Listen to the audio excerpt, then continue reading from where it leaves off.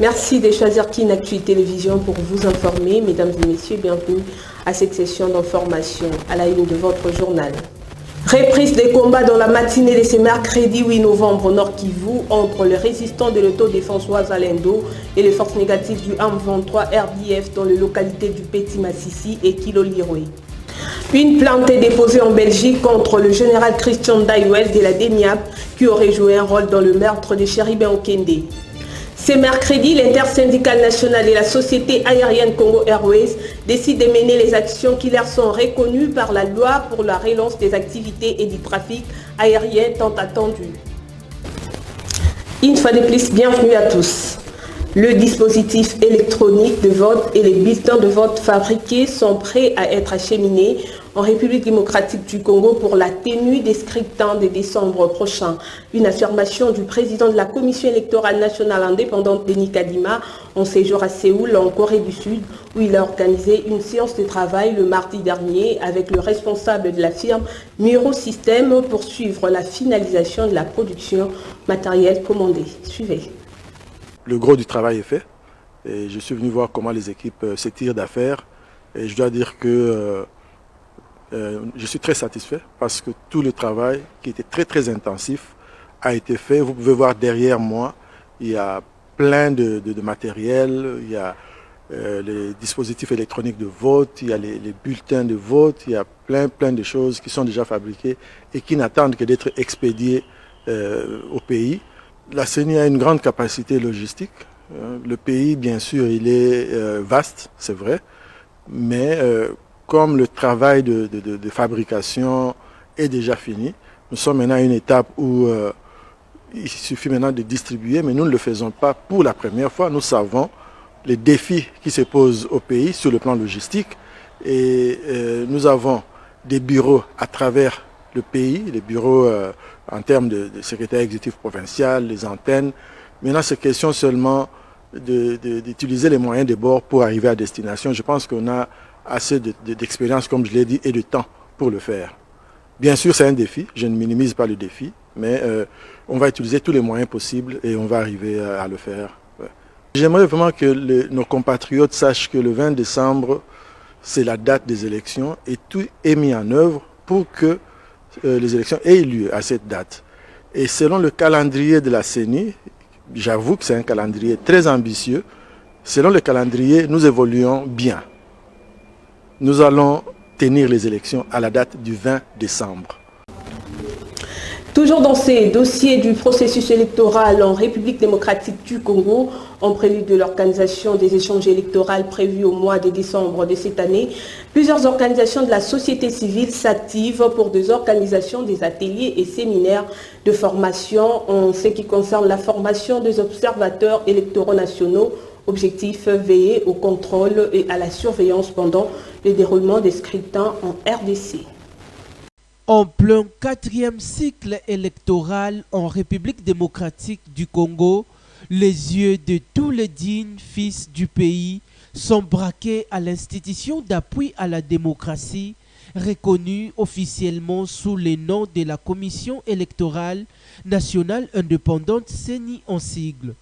Le seul et l'unique organe du pays qui a pleinement mission d'organiser les élections sur toute l'étendue du territoire national. À ce jour, toute la population est en train de suivre l'évolution du processus électoral en RDC, car le mois de décembre de cette année en cours sera d'une manière indélébile inscrit dans les annales des Congolais et qui sera traduit et manifesté par la volonté du souverain primaire. Pour des dispositions pratiques quant à l'organisation des élections en République démocratique du Congo, les organisations de la société civile congolaise s'activent déjà sur terrain en organisant des différentes activités, entre autres les conférences, les séminaires de formation, les ateliers et bien d'autres, dans le but de sensibiliser le peuple congolais en ce qui concerne la portée nationale de scrutin au pays. Notons par ailleurs que des structures et des organisations de chaque province en République démocratique du Congo travaille sur les thématiques des élections pour montrer au monde entier combien le président de la CENI, Denis Kadima, et son équipe travaillent nuit et jour pour relever les défis par rapport à l'organisation des élections de 2018. Changeons des chapitres. Un nouveau coordonnateur des opérations militaires dans la province du Nord Kivu a été désigné. Il s'agit du chef d'état-major de forces terrestres, de forces armées de la République démocratique du Congo, le lieutenant-général Fall Sikaboué. Cette annonce a été faite par le général d'armée Christian Tiwewe lors d'une réunion au centre de coordination des opérations à Goma. Regardez. Le général d'armée Tiwewe Songesa Christian, chef d'état-major général de FARDC, a présidé ce mardi 7 novembre 2023 une importante réunion au centre de coordination des opérations à Goma. Plusieurs autorités militaires ont pris part à cette réunion, notamment le gouverneur militaire du Nord Kivu et le chef d'état-major de la force terrestre. À cette occasion, le général d'armée Tiwewe Songesa Christian a annoncé la désignation sur instruction du président de la République, commandant suprême des FARDC Félix-Antoine Tshisekedi Tshilombo, du lieutenant-général Sikaboué Asindafala en qualité de coordonnateur des opérations au Nord Kivu, comme le précise ici le lieutenant-colonel Njike Kaiko Guillaume, porte-parole des opérations. Chef d'état-major général des forces armées de la République démocratique du Congo, le général d'armée Tiwewe Christian séjourne à Goma dans un cadre purement d'une mission d'inspection et de commandement. Et aujourd'hui, il vient de tenir une réunion très importante au centre conjoint de coordination des opérations, où il a réuni le gouverneur militaire ad intérim et commandant des opérations, mais aussi le commandant de toutes les grandes unités. Au cours de cette réunion, une mesure très importante a été annoncée aux autorités militaires de la place, laquelle mesure consiste à la nomination d'un coordonnateur des opérations. C'est pour dire que le gouvernement militaire est bel et bien gouverneur ad intérim, mais tout ce qu'il aura à poser dans le cadre de sa mission sera désormais coordonné par le lieutenant-général Sikaboué Fall, commandant de la force terrestre. Le chef d'état-major général de FARDC a également suivi les briefings sur la situation opérationnelle et sécuritaire présentés par le général Chirimwami Kuba Peter, gouverneur militaire intérimaire du Nord Kivu. Il a ensuite visité quelques positions de FARDC dans le territoire de Nyiragongo.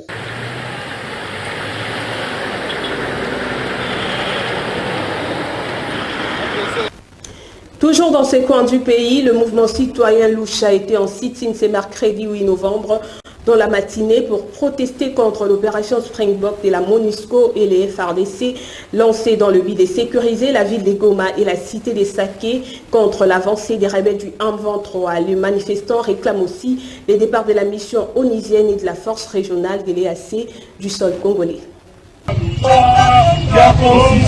Ils se sont rassemblés dans le riz de Goma pour exiger le départ de la MONUSCO et de la force régionale du sol congolais et s'opposer à l'opération Springbok lancée par la mission onusienne et les forces armées de la République démocratique du Congo en vue de protéger la ville de Goma et la cité des Saké contre l'avancée du M23 RDF. Chants, calico en main, sur lesquels on peut lire les messages tels que « Non au cessez-le-feu »,« Oui aux offensives »,« MONUSCO et assez dégagé »,« Non à l'opération Springbok ». C'est ainsi que ces manifestants ont choisi d'exprimer leur désarroi face à cette guerre que subit la population de ces coins de la RDC. Ils appellent l'armée loyaliste à reprendre avec les offensives. Ils se sont rendus jusqu'au gouvernorat de la province. Par ailleurs, le combat entre le Ouazalendo et les M23 dans le Massissi se poursuit. Selon certaines sources, les rebelles auraient pris le contrôle des Kilolirwe situés à environ une trentaine de kilomètres de la cité des Saké. Notons que, ce mercredi, la grande base de forces burundaises de l'EAC à la cité de Kichanga aurait été bombardée par le M23 RDF. Les contingents s'est dirigé vers la localité de Kibarizo. D'après des sources concordantes, il y a eu de blessés et de morts.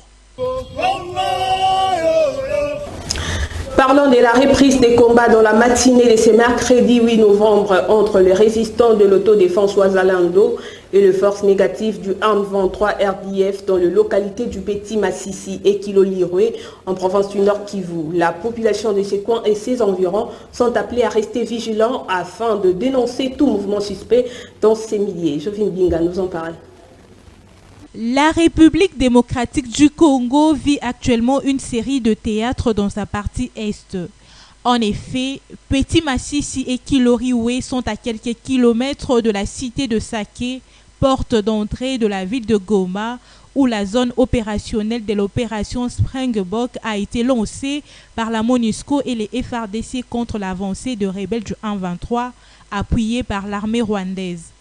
Par ailleurs, après des lourds affrontements dans la soirée du mardi dernier, la cité des Bambo est désormais sous contrôle total de l'armée congolaise.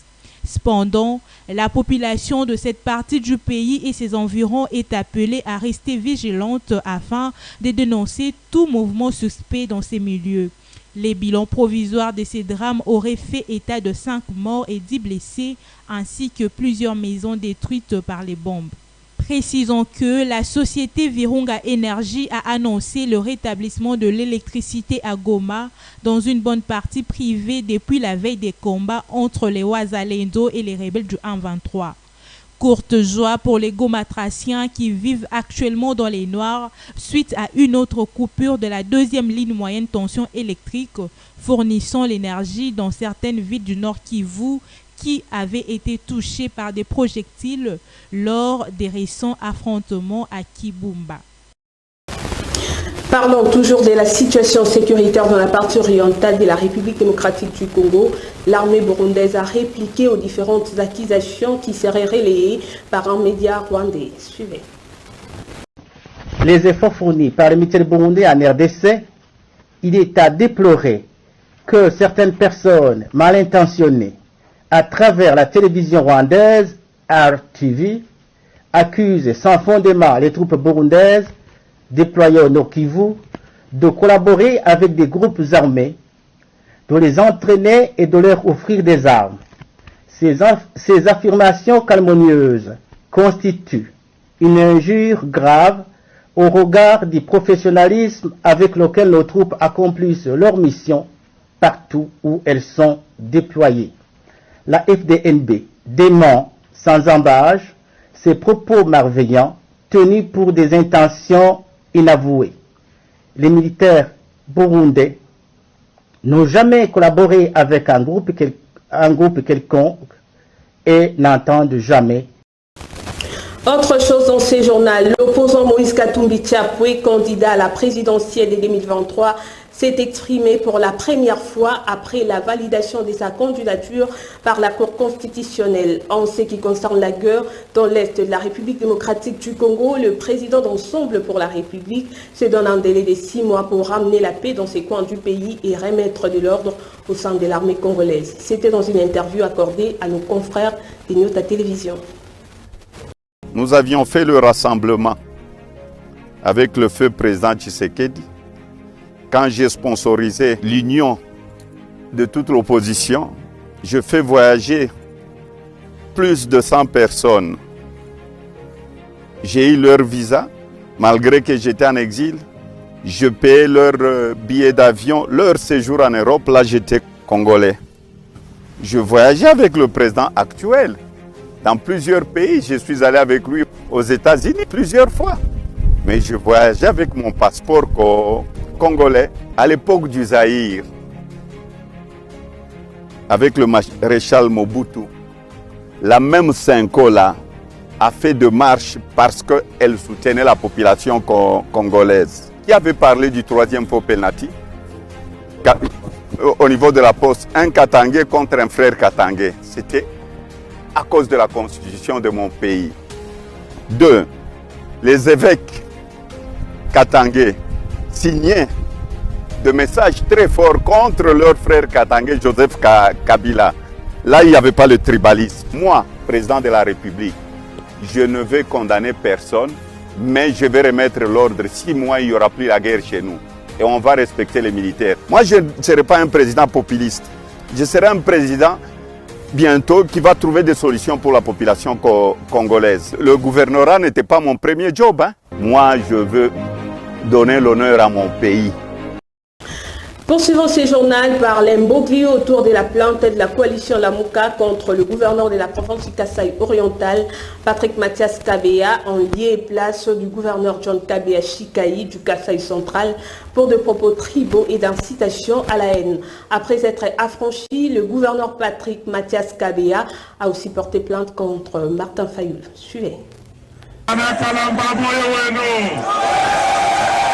Une véritable cacophonie de noms pour le camp de Lamuka.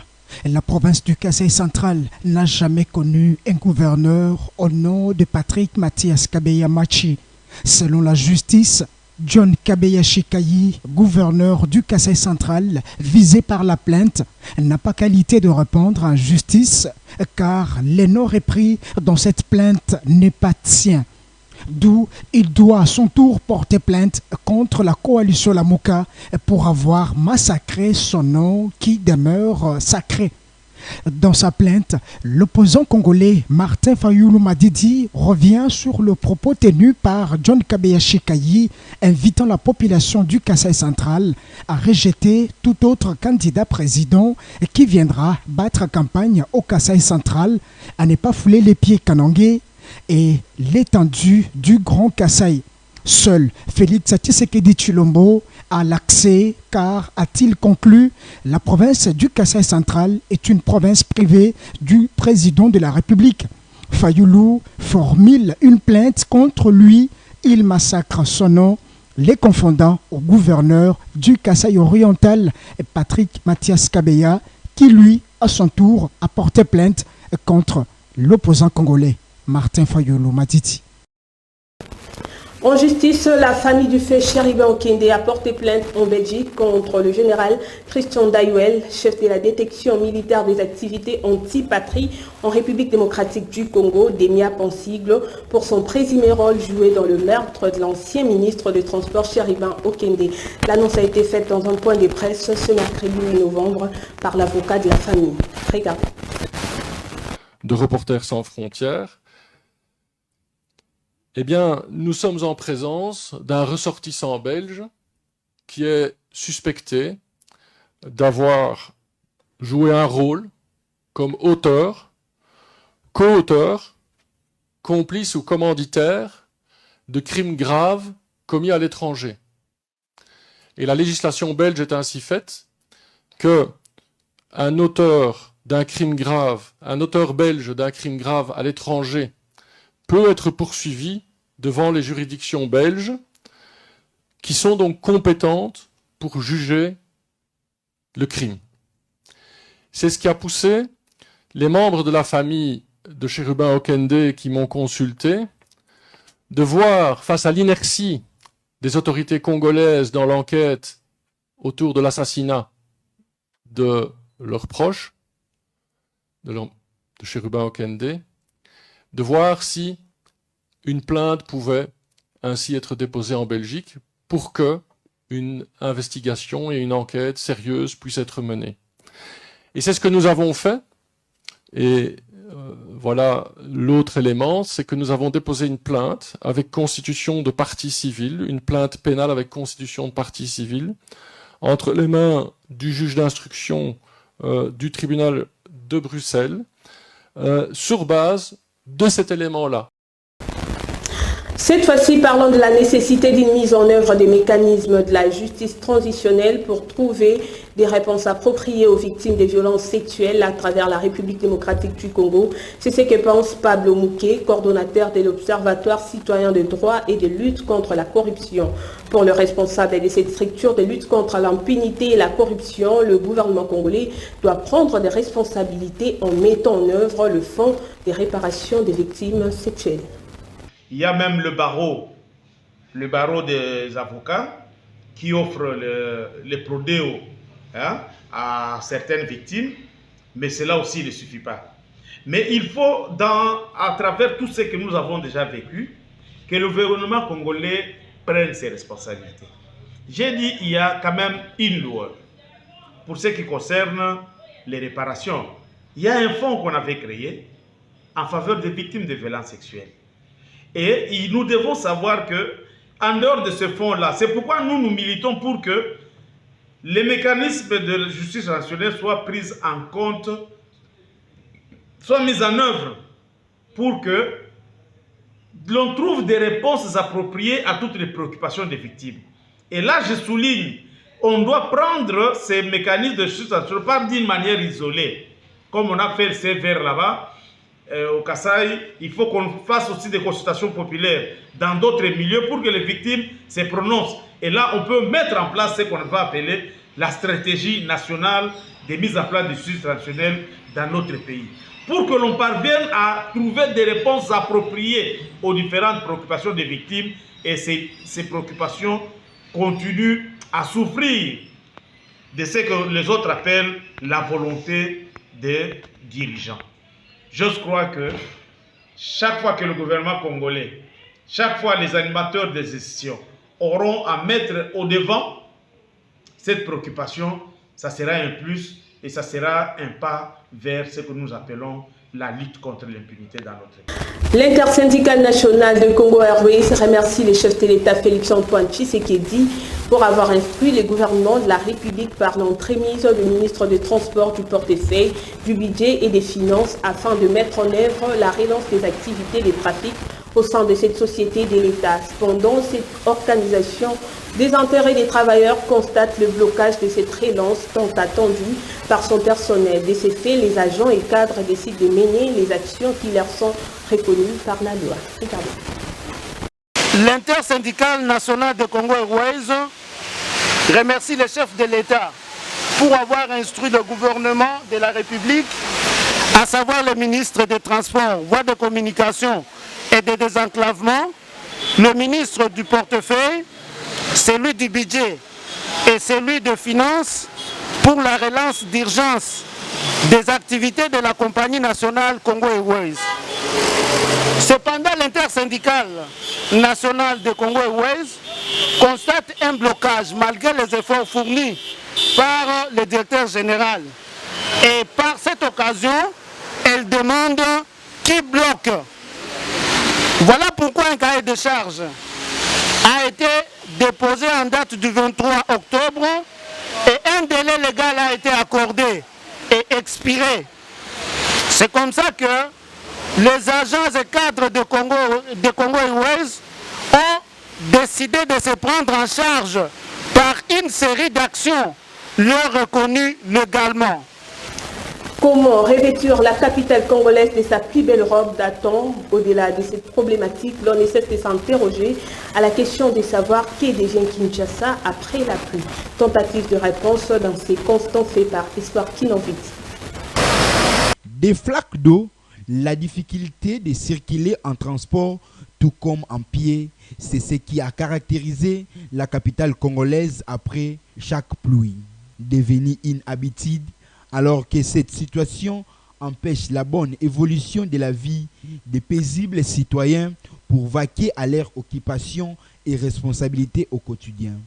Malgré la mise sur pied des programmes de lutte contre ces phénomènes par le gouvernement central baptisé sous le nom des zéro trous, rien n'est encore réalisé sur terrain. Par ailleurs, Kinshasa Bopeto est le coup de poing de l'exécutif provincial dont plusieurs se demandent si ce ne sont que de simples slogans car ces projets souffrent de son exécution affective dans la capitale. Kinshasa la Belle, du vieux temps, est méconnaissable actuellement après chaque précipitation. Après la pluie vient le bon temps, dit-on. Cette phrase est contraire à Kinshasa. Les autorités compétentes de la capitale sont donc appelées à prendre de nouvelles mesures drastiques afin de revêtir la mégapole de sa plus belle robe datant. Sport à présent, on parle de la fin de la phase du championnat national de la 22e édition de la Lina Foot. Maniema Union et les Saint-Éloi Lupopo sont à la tête du groupe A et B. Ces nouveaux formats dont le match retour sont programmés ce week-end. Suivez. Avec 24 points, Maniema Union termine premier du groupe B dans la phase allée du championnat national de la Lina Foot cette saison devant l'Asvel Club qui se classe deuxième avec 15 points en 9 journées disputées dont 4 défaites et 5 victoires. Une pire saison pour les clubs verts et noirs de la capitale congolaise qui a mal entamé les championnats cette année. Et son rival éternel, le Daring Clémoté Mapembe, est en 3e place avec un écart d'1 point avec 20 clubs et goal différence de 3 billes. Par contre, Céleste FC clôture le groupe B avec 8 points, dont 2 victoires, 5 défaites et 2 nuls. Par ailleurs, dans le groupe A, c'est le Saint-Éloi Lupopo qui est à la tête avec 22 points en 9 sorties, suivi des Corbeaux de Mazembe, 21 points, et Lubumbashi Sport et Blessing sont en 3e et 4e position du groupe dans cette phase allée. Il s'est de signaler que le match retour s'annonce pour la fin de cette semaine avec des remontadas, car beaucoup de clubs n'ont pas dit leur dernier mot dans ces championnats d'élite qui se jouent avec un nouveau format de 2 groupes avec 10 clubs à chacun pour les premiers tours. À Kinshasa, le DSMP recevra AC Kouya Sport au stade Tata Raphaël avant d'assister à un duel qui oppose l'Olympique Club Renaissance du Congo et Maniema Union pour les comptes du groupe B. Et les cheminots de Lupopo affûtent leurs armes pour croiser l'Union sportive Tinkunku le dimanche 12 novembre prochain au stade Frédéric Kibasa Maliba à Lubumbashi, un match retour de la 29e édition de la Ligue nationale de football. Clôturons par les valeurs nutritives. Que savez-vous de la citronnelle? Ritumbu à nous répondre. La citronnelle ou verveine de Zinde, de son nom scientifique Symbopogon citratus, est une espèce de plante herbacée tropicale cultivée pour ses tiges et feuilles aux qualités aromatiques. La citronnelle possède plusieurs vertus. Ces tiges fraîches sont employées dans la cuisine pour leur goût citronné, infusées dans le bouillon ou le plat en sauce. Mais ce sont leurs vertus anti-moustiques qui sont le plus connues. Ce n'est pourtant pas la seule qualité de cette plante médicinale dont les feuilles sont traditionnellement utilisées dans d'autres indications. Retenons que la citronnelle a des propriétés digestives, elle soutient le fonctionnement de rein, elle est anti-inflammatoire et antidouleur sous sa forme d'huile essentielle en cas de rhumatisme et d'arthrite. L'huile essentielle de citronnelle a également des vertus anxiolytiques. Enfin, en cas de forte transpiration des pieds, cette huile exerce une action déodorante et régulatrice. Il est également possible de mettre quelques gouttes dans ces chaussures pour éviter le mauvais odeur. Ce journal touche à sa fin, mais avant de nous quitter, place au rappel des titres. Reprise des combats dans la matinée de ce mercredi 8 novembre au Nord Kivu entre les résistants de l'autodéfense Ouazalendo et les forces négatives du M23 RDF dans les localités du Petit Massissi et Kilolirwe. Une plainte est déposée en Belgique contre le général Christian Daiwel de la DEMIAP qui aurait joué un rôle dans le meurtre de Chéribin Okende. Ce mercredi, l'intersyndicale nationale et la société aérienne Congo Airways décident de mener les actions qui leur sont reconnues par la loi pour la relance des activités et du trafic aérien tant attendu. Merci de votre attention soutenue. Restez branchés sur Kinatui Télévision. Je vous retrouve demain à la même heure avec le même plaisir. Au revoir.